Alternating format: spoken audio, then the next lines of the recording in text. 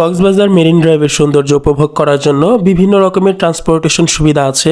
Budget এবং ট্যুরিস্টের সংখ্যার উপর ভিত্তি করে সঠিক ট্রান্সপোর্টেশন সিস্টেম নির্বাচন করলে ভ্রমণ হবে আনন্দময় এবং সাশ্রয়ী। এই ভিডিওতে মেরিন ড্রাইভের সমস্ত ট্রান্সপোর্টেশন সিস্টেমের খরচ এবং বিস্তারিত আলোচনা করা হয়েছে। নাম্বার 1, চাঁদের গাড়ি বা জিপ। বন্ধুবান্ধব বা বড় পরিবার নিয়ে একসাথে হইচই করে মেরিন ড্রাইভের সৌন্দর্য উপভোগ করার জন্য চাঁদের গাড়ি সেরা বিকল্প। আপনি কত দূর যাবেন এবং কোন কোন স্পটে থামবেন তার উপর ভাড়া নির্ভর করে। সাধারণত ইনানি বিচ বা পাটোয়ার টেক পর্যন্ত আপ ডাউন রিজার্ভ ভাড়া 4 থেকে 5,000 টাকা পর্যন্ত এবং টেকনাফ 0 পয়েন্ট পর্যন্ত পুরো মেরিন ড্রাইভের জন্য 6 থেকে 7,000 টাকা হতে পারে। একটি চাঁদের গাড়িতে অনায়াসে 10 থেকে 12 জন বসতে পারবেন।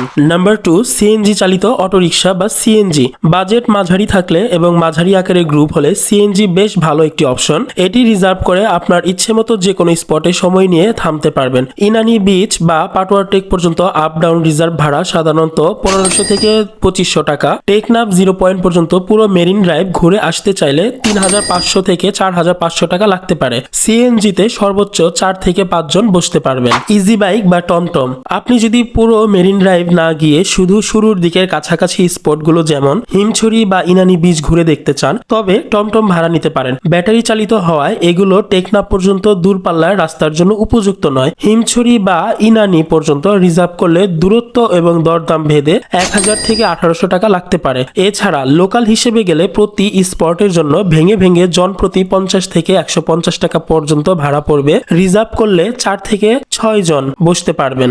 বিআরটিসি ছাদখোলা ডাবল ডেকার ট্যুরিস্ট বাস। বর্তমানে মেরিন ড্রাইভে ঘোরার জন্য এটি অন্যতম জনপ্রিয় ও আকর্ষণীয় মাধ্যম। জেলা প্রশাসকের উদ্যোগে এই বিশেষ বাস সার্ভিসগুলো পরিচালিত হয়, যা সুগন্ধা বা লাবণী পয়েন্ট থেকে ছেড়ে টেকনাফের সাবরাং 0 পয়েন্ট পর্যন্ত যায় এবং হিমছড়ি, ইনানি, পাটোয়ার টেক, কোরাল বিচ সহ বিভিন্ন স্পটে থামে। আপার ডেক ছাদখোলা অংশের জন্য জনপ্রতি 700 টাকা এবং লোয়ার ডেক নিচের অংশে জনপ্রতি 600 টাকা ভাড়া পড়বে। এটি মূলত সারাদিনের রিটার্ন প্যাকেজ। একা বা ছোট গ্রুপ যেমন 2 থেকে 5 জন হলে সিট হিসেবে টিকিট কেটে ভ্রমণ করতে পারবেন। পুরো বাসে প্রায় 40 থেকে 50 জন বসার ব্যবস্থা থাকে। মোটর বাইক বা স্কুটার।